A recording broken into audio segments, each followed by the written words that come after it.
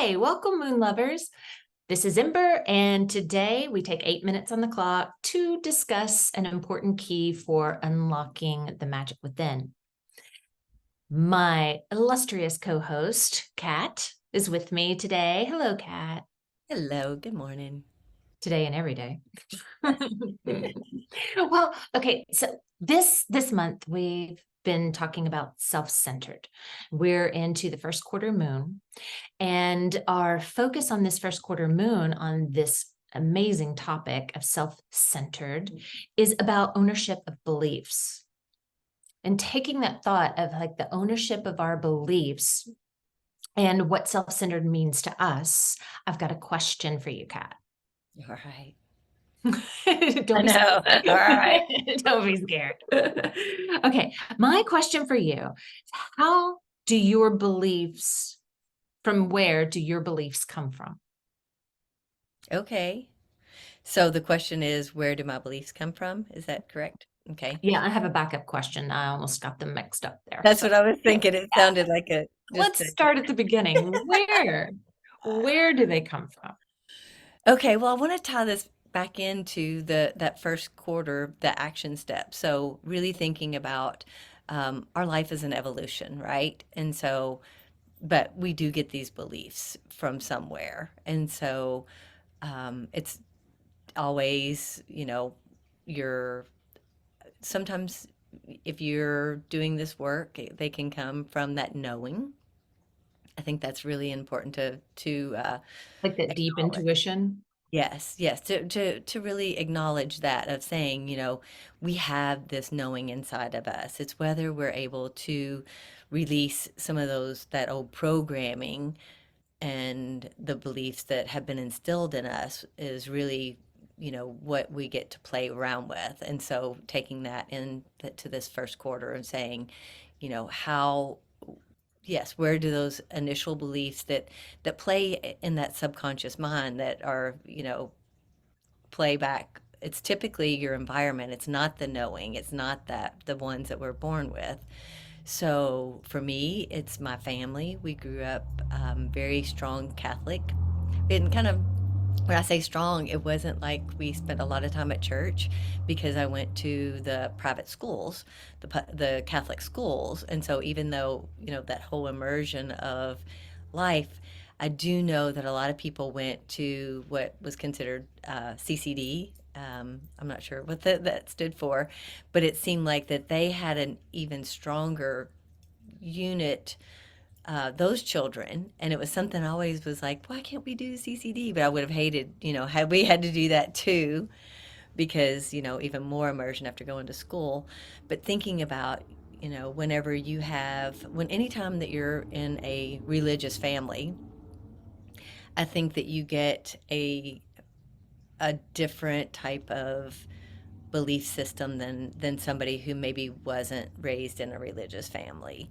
And that can be, and so this is a really great one for our listeners to kind of chime in, because I only have my experience, right? We're speaking from our Right. personal experiences here.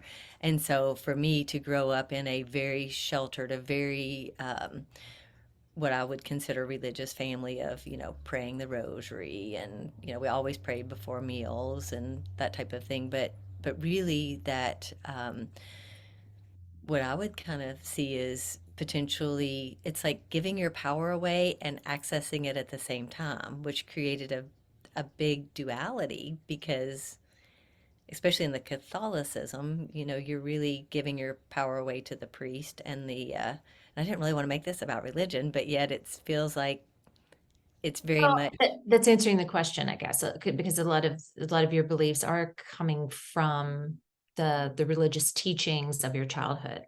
correct. Yeah.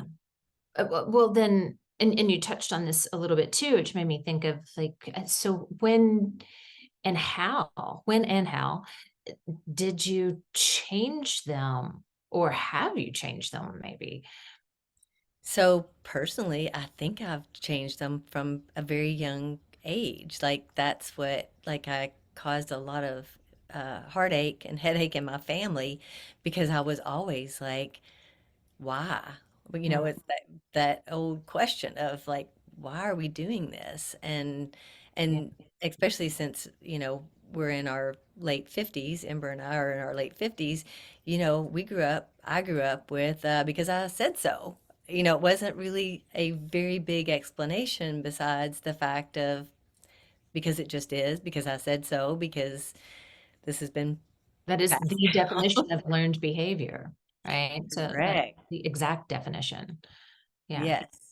So didn't get a lot of really answers with that. But so for me, my knowing and my that those beliefs came from really thinking about what I want to experience in life and is there more? And this was once again before the age of the internet.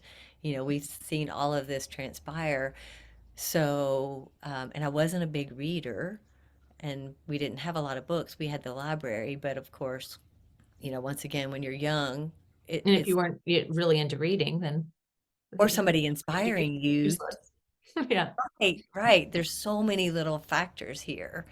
So, yeah, I think this is an amazing topic to discuss. And like I said, I'd love to hear other people. How about you? What is your could Yeah. you some The it I completely resonate with you on the whole the learned behaviors has a lot to do with our beliefs. And I was exposed to a few different religions as a child, raised more focused in Catholicism, but I had other religions that I was exposed to in the same thing, the question of the why. But because I think my parents helped me question everything, like that's what was one of the main teachings of question everything and everybody, right? Don't take it at face value. And the questioning of that, I don't want to say that's where a lot of my beliefs came from, but it came from it at a place where it taught me how to morph beliefs to they didn't need to be concrete. They were starting points. They were places to begin. And then when I learned that, then how can I grow from that or add to that or take away from that? What do I do with that belief? That belief was a thing to mold and play with, not a part of me. It was something outside of me. Does that make sense? Yes, and Yeah. and the fact of thinking it's really cool because even though we had the similar Catholicism and going into the schools and that type of thing, where your family encouraged you to question everything, whereas mine was like, don't question anything, is Is that really, is that it? Okay, yeah. don't question me. Very fascinating, right? It is. It is. I think that's my biggest takeaway is really to see, when we look at both of us and be both of us being, the similar age, our families are very similar and yet so different at the same time. So we can't assume to know anyone's story just because we know each other. We've lived a very similar life on some levels and yet completely different. So, yeah, don't assume. Yeah, I like that. I like that a lot. I like that the takeaway for me is actually several things, but one thing that I love is that that our beliefs can change, Yes. right? And sometimes they should. And now what I'd like to explore is, when should they change and when should we hold on to them? I kind of like that. We've danced around that question I just formulated. We kind of danced around it, but I'm excited to explore that a little. Yes, and now's the perfect time, right? And So now is the time. Yeah. it's Yeah. the time. So yes, so listeners, we'd love to hear from you. Like share your experiences and share what you're curious about and if you're open to exploring new beliefs and what potentially that can look like for you because the more and I see this very much so in the world as it become everything's online. We're really tapping into that collective consciousness and it's not just our little corner of the world. We'll always live in that, but it's totally been completely expanded with the device in your hand, right? So whatever that looks like. But really, yeah, come join us and come play with us because we love talking about these things, right? It is fun. Yes. Yes. All right. So we'll be back on the full moon. I love you and happy manifesting. Happy manifesting.